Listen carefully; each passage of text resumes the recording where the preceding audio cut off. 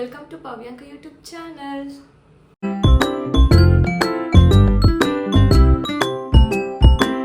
Okay, ಇವತ್ತು ನಾವು prepare ಮಾಡಕ್ಕೆ ಹೊರಟಿರೋ ರೆಸಿಪಿ ಬಂದು ಫ್ರೈಡ್ ಆಗಿರೋ ಕಡಲೆ ಬೀಜ ಮಸಾಲ.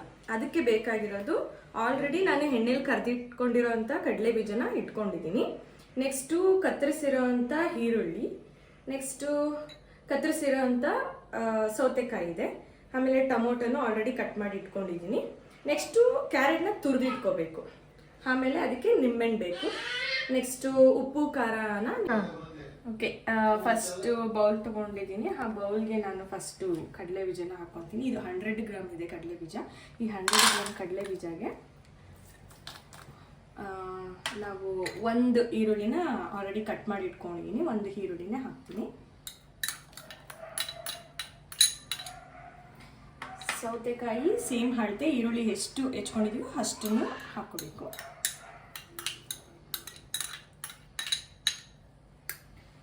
ನೆಕ್ಸ್ಟು ಟೊಮೊಟೊ ಬಂದು ಅರ್ಧ ಟೊಮೊಟೊನ ನಾನು ಹೆಚ್ಚಿಟ್ಕೊಂಡಿದ್ದೀನಿ, ಜಾಸ್ತಿ ಬೇಡ.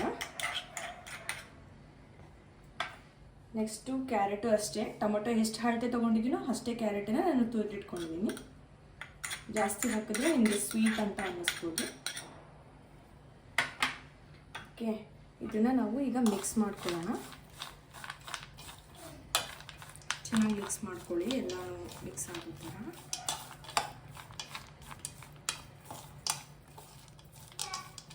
ಓಕೆ, ಇದಕ್ಕೆ ಸ್ವಲ್ಪ ಟೇಸ್ಟಿಗೆ ಉಪ್ಪು ಖಾರ ಹಾಕೋಣ. ಸ್ವಲ್ಪ ಉಪ್ಪು ತೊಗೊತೀನಿ ನಾನು, ಕೈಯಲ್ಲಿ ಒಂದು ಚಿಟಿಕೆ ಅಷ್ಟು ಸಾಕು. ಯಾಕೆಂದರೆ ನಾನು ಆಲ್ರೆಡಿ ಕಡಲೆ ಬೀಜನ ಫ್ರೈ ಮಾಡಿಕೊಂಡು ಅದಕ್ಕೆ ಸ್ವಲ್ಪ ಉಪ್ಪು ಎಲ್ಲ ಹಾಕ್ಕೊಂಡಿದ್ದೀನಿ. ಸ್ವಲ್ಪ ಒಂದು ಚಿಟಿಕೆ ಅಷ್ಟು ಉಪ್ಪು ಹಾಕ್ಕೊಳ್ಳಿ. ಆಮೇಲೆ ಸ್ವಲ್ಪ ಖಾರದ ಪುಡಿ, ಅದನ್ನು ಅಷ್ಟೇ ಒಂದು ಚಿಟಿಕೆ ಅಷ್ಟು ಹಾಕ್ಕೊಳ್ಳಿ. ಜಾಸ್ತಿ ಖಾರ ಬೇಕು ಅನ್ನೋವಂಥವ್ರು 1/2 ಸ್ಪೂನ್ 1/4 ಸ್ಪೂನ್ ನಿಮಗೆ ಎಷ್ಟು ಬೇಕೋ ಕ್ವಾಂಟಿಟಿ ಅಷ್ಟು ಹಾಕ್ಕೊಳ್ಳಿ. ನಾನು 2 ಚಿಟಿಕೆ ಅಷ್ಟು ಖಾರದ ಪುಡಿನ ಹಾಕ್ತಾಯಿದ್ದೀನಿ.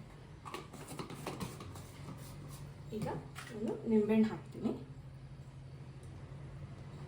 ಸ್ವಲ್ಪ ನಿಮಗೆ ಹುಳಿ ಬೇಕಾಗಿರುವಷ್ಟು ನೀವು ಹಾಕ್ಕೊಬೋದು. ನಾನು 1/2 ನಿಂಬೆಹಣ್ಣಲ್ಲಿ ಸ್ವಲ್ಪನೇ ಇಟ್ಕೊಂಡಿದ್ದೀನಿ.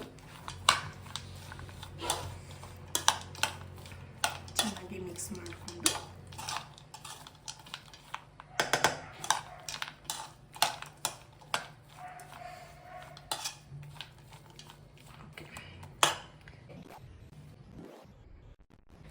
ಫ್ರೈಡ್ ಕಡಲೆ ಬೀಜ ಮಸಾಲ ರೆಡಿಯಾಗಿದೆ. ಈಗ ತಿಂದು ಟೇಸ್ಟ್ ಮಾಡೋಣ. ಓಕೆ, ಇವಾಗ ನಾನು ಇದನ್ನು ಟೇಸ್ಟ್ ಮಾಡಿ ನೋಡ್ತೀನಿ ಹೇಗಿದೆ ಅಂತ.